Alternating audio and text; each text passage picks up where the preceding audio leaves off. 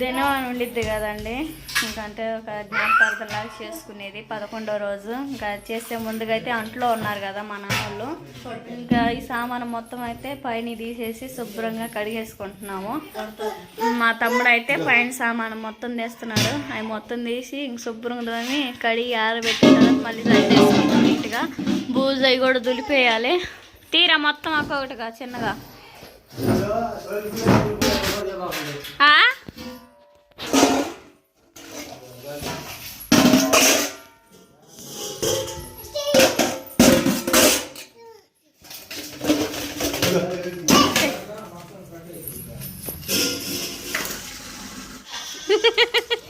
Okay అండి, గంటలు మొత్తం అయితే బయట వేస్తున్నాం కదా. మా పెద్దమ్మ అయితే బొడ్డబ్బాయినే ఇంకా ఇద్దరు కేసి ఊపుతూ ఉంది. మా అక్క నేనైతే గంటలు మొత్తం వేసుకొని తర్వాత బూజు వేసుకుంటాం.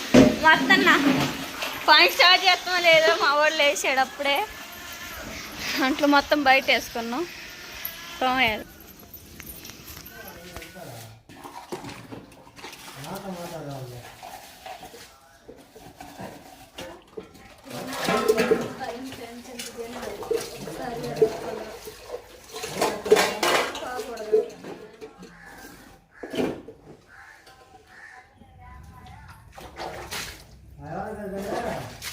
ప్రస్తుతానికి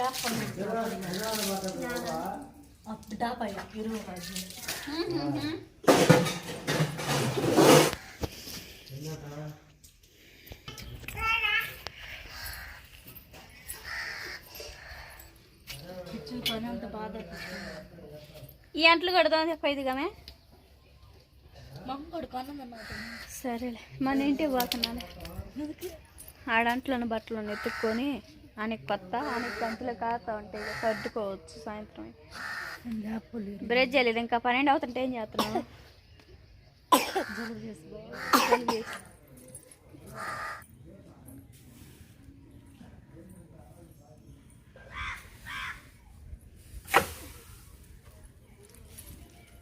నేను పైకి ఎక్కి కొట్టమన్నాక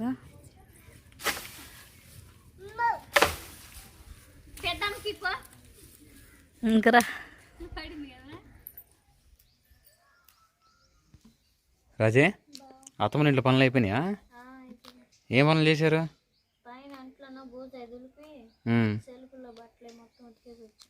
పాత బట్టలు పాత వస్తువులు ఏమంటే పడేయండి. పడేసారు లేదా? పోయినప్పుడే బట్టలు మొత్తం పక్కన వేసారు.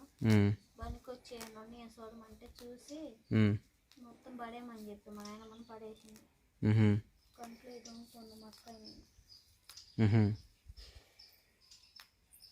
మొత్తం ఇల్లు సర్దుకున్నారు మరి? ఆరబెట్టి రేపు ఉదయం ఉంది కదా, 2 రోజులు ఉంది. మళ్ళీ బాక్సులు డబ్బాలు అవి అంటే రేపు వచ్చిన వాళ్ళు అన్నీ చిన్న కొల్లారు అవుతాయి. చిన్న కొల్లారం అవుతాయి మొత్తం చెల్లా చెదరవుతాయా? ఎందుకంటే బాక్సులు అవి అన్నీ అనుకో ఇంకా అటే పోతాయి. ఎవరు లేరు కదా పట్టించుకునే వాళ్ళు. అవునవును. ఇంకా అందుకని చెప్పి మొత్తం మూట కట్టి ఇంట్లోకి అవసరపడ్డ ఎట్టుకి ఉంచుకుంటాం, అవసరం లేని మూట కట్టి బల్ల మీద. సరే, ఈ మెల్లంతా తడిపోయింది. తడిపి నా గట్టిగా వచ్చి దాని చెట్లు కల్లాపు చల్దామని పేడ వేసుకొచ్చా. చెట్లు బీకి ఈ నెల మొత్తం కల్లాపు చల్దామని తెచ్చా. పేడ బకెట్లో ఉందిగా, చాలా ఇంకా 2 బకెట్లు తీసుకురావాలి. బట్టలు కూడా ఉతకాల్సి ఉండేగా మరి. బట్టలు అన్ని అంట్లు దోమే కల్లాపు చల్లి బట్టలు తుక్కుంటే పని అయిపోయింది. అన్నదేనా మరి? మీ నాన్నకు భోజనం తీసుకెళ్ళకూడదు మరి? ఉదయం కర్రీ తీసుకెళ్ళా. తిన్నాడా? తిన్నాడు. ఏం మాట్లాడుకుంటున్నారు? రేపు కట్లేసుకొచ్చి కబుర్లు పంపించాలంటున్నారు.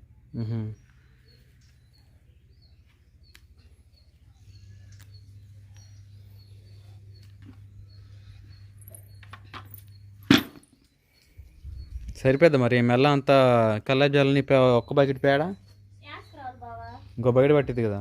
మన పండుగ రోజు 3 బకెట్లు పడ్డాయి.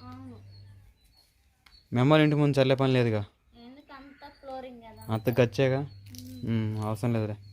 సరే, మా అమ్మగారు జ్ఞాపకంగా ఉండే బట్టలు అవన్నీ ఉంచారుగా, కొత్త బట్టలు ఏమన్నాయా గుర్తుగా?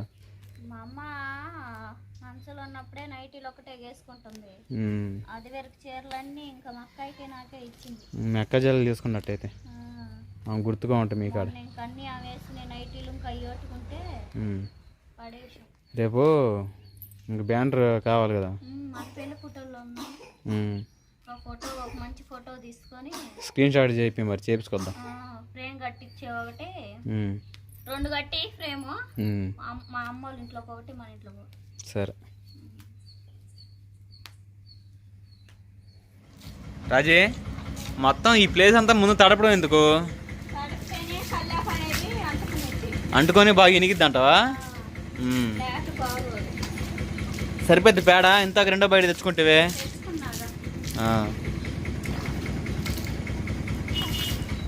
మా అత్తగారిది ఇంకా 2 రోజులు జ్ఞాపకార్థ కూడికి పెట్టుకుంటున్నామండి దినం. అయితే దానికి సంబంధించిన మరి పుల్లలు కావాలి కదా, కట్టెపొయ్యి మీద పలావ్ అని చెప్పేసి మటన్ కర్రీ అని ఇవన్నీ సంబంధించి కట్టెపొయ్యి మీద వండుతారు. ఇంకా పుల్లలు అయితే ఈ మధ్యలో ఎక్కడ లేవు, అందుకని అడిగికి వెళ్తున్నాము. అడిగికి వెళ్ళి పుల్లలు అయితే ఏరుకొని వస్తాము. రాజకుమారి ఏమో మా అత్తగారింటి కాడ అన్ని పనులు చేసుకొని అంట్లు తోమేసి బట్టలు ఉతికి ఇల్లు మొత్తం శుభ్రం చేసుకొని వచ్చిన తర్వాత పేడ 2 బకెట్లు తెచ్చుకొని ఇల్లు మెల్ల అంతా ముందైతే శుభ్రంగా నీళ్ళు కొట్టింది. నీళ్ళు కొట్టిన తర్వాత ఇలాంటి కలుపు ఉంది కదా, ఆ ప్లేస్లో ఉంది ఇలాంటి కలుపు ఉంటే మొత్తం శుభ్రంగా తీసేసుకొని తర్వాత పైప్తో నీళ్ళు బాగా పెట్టేసి బాగా నానిన తర్వాత 2 బకెట్లు పేడ తెచ్చుకొని మొయిలా కల్లా తెచ్చుకొని శుభ్రంగా ఇంటి ముందు కల్లాపు చల్లుకుంటుంది.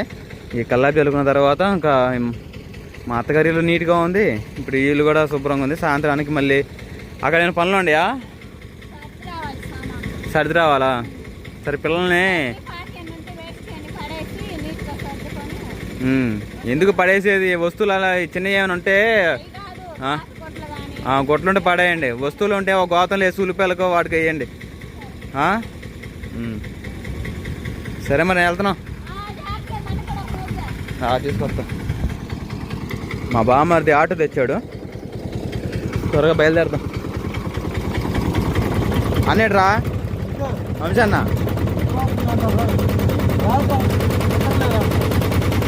ఏంటి మనిద్దరం ఇప్పుడు పోయేది?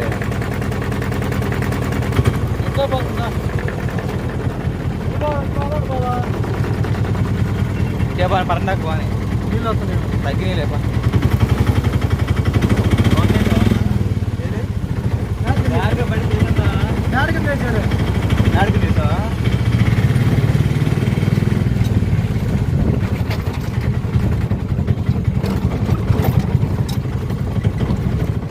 రోడ్డు మీద పెట్టేసి చాలా దూరం లోనకు వచ్చాము అడవిలోకి.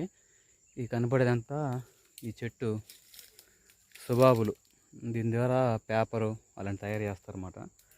పొలాలు అక్కడక్కడ కనపడుతుండే. మా చిన్నతనంలో అయితే అసలుకి మా ఊరు నుండి ఒక 6 కిలోమీటర్లు వచ్చినా కూడా తక్కువ పొలాలు ఏరేవాళ్ళమే టాటర్కి అంతా. అలాంటిది ఇప్పుడు చెట్లు కనుమరుగైపోతున్నాయి, పొలాలు దొరకట్లేదు. ఇవ్వండి ఈ పుల్లని అన్ని దీనిలో కొంచెం ఉండి లాగాలి. అడగ మొద్దు ఇది ఒకటి దారేంటి ఉండే కొన్ని వేసుకొని పోవాలి. మా బామ్మర్ది ఏమంటే నరుగుతూ ఉన్నాడు. రా నేను దీన్ని లాగుతూ ఉంటా కానీ నువ్వు రోడ్డు మీద చేరుద్దాం ఉందిరా, ఆ గొడ్లెట్ తీసురా. ఇగో ఈయన ఈ 3 అనా ఇక్కడ ఉన్నాయి 4 ఈ పట్టుకొని రోడ్డు మీద ఎత్తునరా. కుప్ప వేసుకెళ్తా ఉండి ఆడ ఇంకా కనపడతాయేమో చూడు, చూసుకొని వాళ్ళు కుప్ప వేసుకో. ఇక్కడ కూడా నేను చూసి కుప్పేస్తా, సరేనా? వాళ్ళు ఏమన్నారులే కానీ చేయని వాళ్ళు లేదు. అడవిలోంచి బయటకి వచ్చేసామండి. అసలు ఊపిరి ఆడతల లోన. ఇంకా పొలాలు అయితే ఇగోండి ఏరిన పొలాలు మొత్తం ఇవి కొన్నాను. ఇగో అక్కడ కొన్ని ఉండే.